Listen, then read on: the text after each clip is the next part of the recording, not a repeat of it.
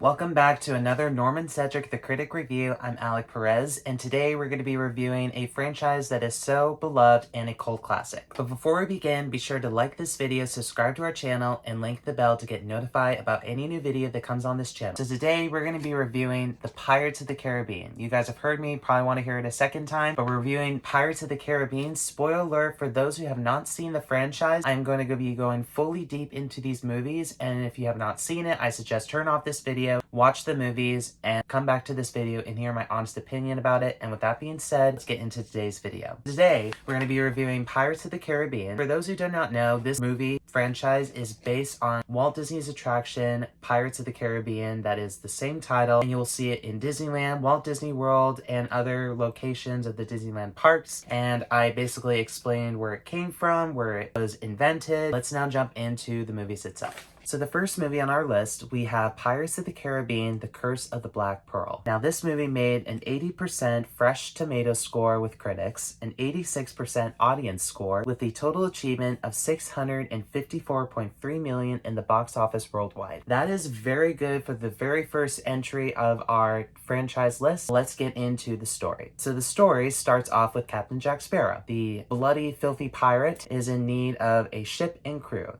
Works his ways into Port Royal, where the governor, Wheaton, who's portrayed by Jonathan Pryce, lives with his daughter by the name of Elizabeth Swann, who's portrayed by Keira Knightley. He is in need of a ship. He arrives there at a very untimely manner, which the pirates who sail in the very mysterious ship called the Black Pearl, run by Captain Barbossa, who's portrayed by Geoffrey Rush, is in need of finding a token, which is the Bitcoin that Elizabeth Swann wore when she found it, crossing from London to Port Royal from Will Turner, who is portrayed by Orlando Bloom. Now, Will Turner is a blacksmith. He was adopted by the smith of Mr. Brown. He finds out that Elizabeth Swann was captured. He finds Captain Jack Sparrow, the filthy scallywag pirate who saved Elizabeth Swann from drowning, and they find their ways to go to Portugal to gather a ship and crew from Mr. Gibbs, who is portrayed by Kevin McNally. Mr. Gibbs is probably one of my all-time favorite characters, but he gathers a ship and crew for Captain Jack Sparrow, and they're on their way to save the governor's daughter and to bring justice to the deadly, nightly, scary-looking crew who are in a curse. At night, they turn into dead skeletons, and they are finding a cure, which is from this token that the governor's daughter is wearing, that she found from Will Turner. They were finding that she was the one who can break the curse out of the deadly skeleton crew. But Will Turner is the son to Bootstrap Bill Turner, who is a scallywag pirate and is the one that can break the curse and set them free. Now they did as requested. They brought Will Turner into justice, and they gathered the blood of him in a very untimely manner when Barbossa was fighting alongside with Captain Jack Sparrow, and he died from the curse. They got the Black Pearl back. Jack Sparrow is now the captain of Mighty Seas, and they might live happily ever after, but we don't know specifically yet. But anyways, I really loved this movie. This was a cult classic, and I just would keep watching this over and over again. If I had to rank this would be at a number one for all those reasons. Next up, we have Pirates of the Caribbean, Dead Man's Chest. Dead Man's Chest went a bit down more. This one received a 53% with critics, 72% audience score. The total achievement, though, went very high on this one, $1.66 billion worldwide. Everybody loved the first one, and they were very excited that a sequel was coming to it, and they weren't very impressed as they thought they would be. But let's jump into the story. So the story is Will Turner and Elizabeth Swann were initially planning on getting married, having an actual wedding ceremony at Port Royal, but they were getting interrupted by the Lord himself, Cutler Beckett, who's portrayed by Tom Hollander, is arresting them for letting Jack Sparrow go when they were in the process process of hanging him in The Curse of the Black Pearl. But Will Turner can redeem his rejection of being arrested if he catches Jack Sparrow, brings him back, and bring Jack Sparrow to justice. So Will Turner is trying to look for him, and Jack Sparrow is dealing with things of his own. He had a visit with a long-lost friend by the name of Bootstrap Bill Turner, who is portrayed by Stellan Skarsgård. He was informing that Jack Sparrow knew his son. He was brought that he was going to be brought to justice by his soul being taken into Davy Jones' locker. Will Turner eventually found where Jack Sparrow was. Jack Sparrow went along with him, but he didn't tell him what he was bringing him back for. And along the way, they were brought into this short chest that had a heart to Davy Jones. They were going to bring that heart to Lord Beckett. But it's against between either him, Will Turner, or a Commodore that lost his role as Commodore in The Curse of the Black Pearl that I never mentioned about, Commodore Norrington, who is portrayed by Jack Ravenor. And he is trying to get his job back, and this heart could bring him to justice. What they did is they battle it out with each other, and also battle a big squid who is trying to eat and find Jack Sparrow. Jack Sparrow gets eaten, sent to Davy Jones' locker. They are approached with Tia Dalma, who is portrayed by Naomi Harris, who predicted Jack Sparrow being sacrificed. Toward the ending of the movie, we are brought back a captain that was initially dead in the first movie and brought back to bring Jack Sparrow back. And that is the end to Dead Man's Chest. Now, what did I think about this movie? So I've only seen this movie less few times, so I grew up watching the first one and the third movie. But if I had to rank this one is actually still a really good movie. A lot of people say the dumbest out of all of the franchise, but I rank this at a number 2. Next up, we have Pirates of the Caribbean at World's End. At World's End received a 44% with critics, 72% audience score, and the total achievement, $963.4 million success worldwide. It's still really good. It almost made the $1 billion mark, but not close enough. Ranking all these movies, I'm just seeing in my predicaments that these movies just get dumber, dumber, dumber, dumber. We'll talk about that toward the ending of the reviewing of the stories. Let's talk about now the story. So the story is Elizabeth Swann, Will Turner join forces with Captain Barbossa to free Jack Sparrow. But in order to free Jack Sparrow, they need a ship and crew. They went all the way into where the Chinese pirate by the name of Sao Feng, who's portrayed by Chow Yun-fat, joined forces and provide them what they needed.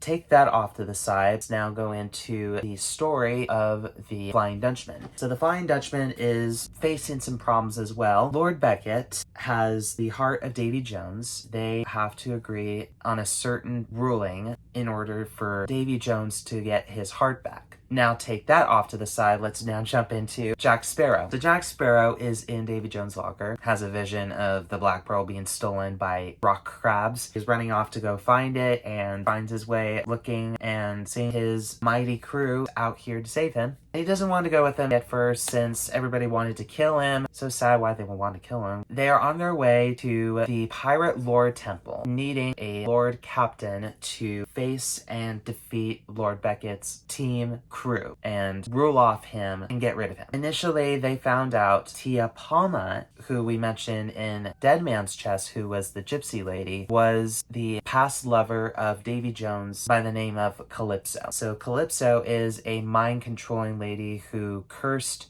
Davy Jones to be his squiggly looking person. She sacrificed herself. For what we know is that Davy Jones was in a battle with Captain Jack Sparrow. He runs into Will Turner during the time of the battle. Will Turner sacrificed himself and Captain Jack Sparrow stabbed the heart of Davy Jones, and Davy Jones is now a long goner. And the armies of Lord Beckett died. Lord Beckett sacrificed himself. He has that little dramatic scene going down the stairs. And Elizabeth Swann had to lose a husband of hers over the Flying Dutchman. So according to the Flying Dutchman, if you sacrifice yourself and live your life full time to the Flying Dutchman, you have to leave behind the ones you love. Like for instance, Will Turner and Elizabeth Swann had a scene in there where they, not knowing if they were going to survive this attack, they married during During the time they were fighting, Barbossa wed them. Now they're husband and wife. She had to let him go. And that's the story behind this movie. So you guys are probably thinking, why was not this the ending to Pirates of the Caribbean? Well, this is Disney, and Disney needed 2 more movies in order to make more money, and this one is at a number 3 for all those reasons. Let's now jump into the next movie. Alright, so the next movie, we have Pirates of the Caribbean on Stranger Tides. So this one received 33% with critics and 54% audience score. The total achievement went a bit more higher than at World's End, with $1.46 billion worldwide. At World's End was released in 2007, but on Stranger Tides, it was released in 2011. We have 5 years without any update to Pirates of the Caribbean, and we're introduced to On Stranger Tides, so everybody was very excited to see a new, fully developed story with Jack Sparrow, but enough of that, let's just talk about the story. The story is about Captain Jack Sparrow. He ends up in London and was almost being executed. Jack Sparrow ran into a previous girlfriend of his by the name of Angelica, portrayed by Penelope Cruz. Penelope Cruz allured him and forced him to join a crew of hers run by Blackbeard by the name of Edward Teach, portrayed by Ian McShane. They're on their way to find the Fountain of Youth, to bring a cure to something that he was trying to lurk into. And along the way, they run into deadly mermaids. They managed to capture one by a girl named Serena, portrayed by Astrid Burgess Frisbee. Now, one of the crew members was in love with her. That one was named Philip, portrayed by Sam Claflin. I'm not sure why he was so allured. And the story basically ends with that. Jack Sparrow got his black pearl out of the timely manner bottle. They all live happily ever after. To be really honest with you guys, I've only seen this like maybe once or twice. This was the movie that was kind of forgotten by everybody. I think Disney was really trying to forget this sequel really tried to happen, but I watched it. It was okay. I didn't really care for it. I ranked this though as one of my least favorites because just it didn't feel right to me. The characters were bland. I thought Jack Sparrow was losing his Jack Sparrow-iness in this movie, and this is why that one received a number 5.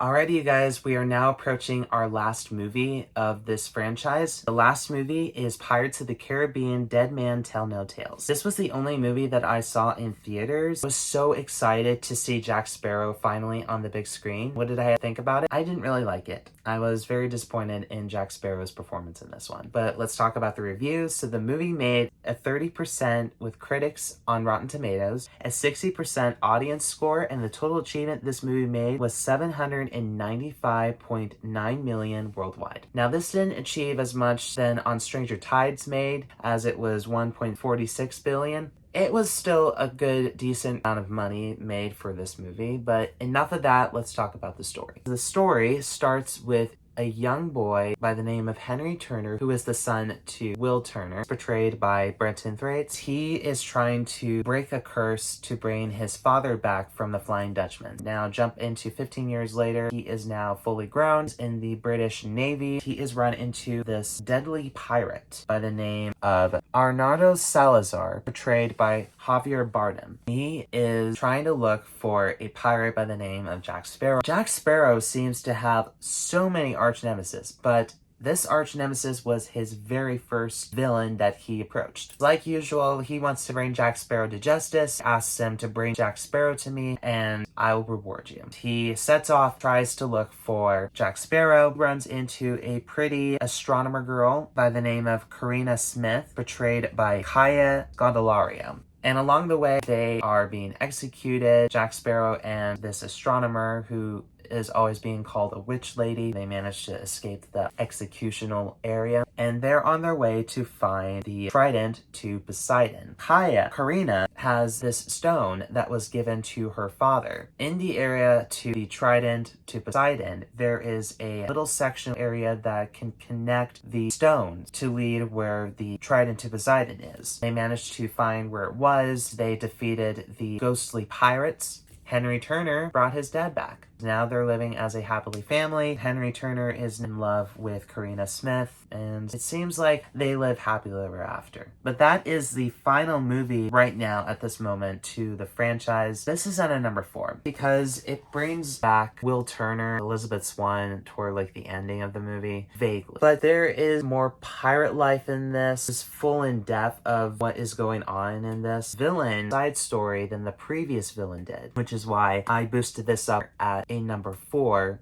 instead of a number 5. So let's talk about the whole review to it. Alright, so what do I think about all the movies? I think we've learned something here is that it all started with the first movie, The Curse of the Black Pearl, or should I take that back? It all started with the attraction. We could never thank Disneyland ever so much for inventing this iconic ride by the name of Pirates of the Caribbean. So I went to Disneyland in October of last year. I immediately went to Pirates of the Caribbean first because I was so excited to just even ride that ride. When I was very little, I used to love that ride, even though I would cry at the drops to it. We are all living a pirate's life. It's an iconic ride. I personally love the movies. Watching the first movie is the one that just brings everything. It's the one that introduces one and only Captain Jack Sparrow, who is so iconic. He's just so amazing. But when it came to Dead Man's Chest, I think that's where it started leaning to being more stupid, but yet it made so much in the box office. The director behind it, Gore Verbinski, who directed The Only Three and decided to drop out when On Stranger Tides was even being made and developed, he really brought the pirate life into everybody. The music is absolutely amazing. They changed it up a little bit. The Curse of the Black Pearl was composed by music composer Klaus Badelt. He backed out when Dead Man's Chest was being developed for music. The music was made by Hans Zimmer, who is still actually a really good music composer. I mean, he's like the main composer for Christopher Nolan's films. But reviewing all of this, I really love the franchise, even though it still gets more stupid and stupid with each movie comes out. They're just leading toward making these villains cringiest looking. That is my honest opinion about this review, but let me know what you guys really thought about these movies and the reviewing. But if you guys really liked this review, I would appreciate if you guys gave this video a like, and be sure to subscribe to my channel. Also, I will remind you again that we have Instagram and Facebook. But with that being said, thank you guys again so much for watching the review of Pirates of the Caribbean, and I hope you guys have a wonderful, fantastic day.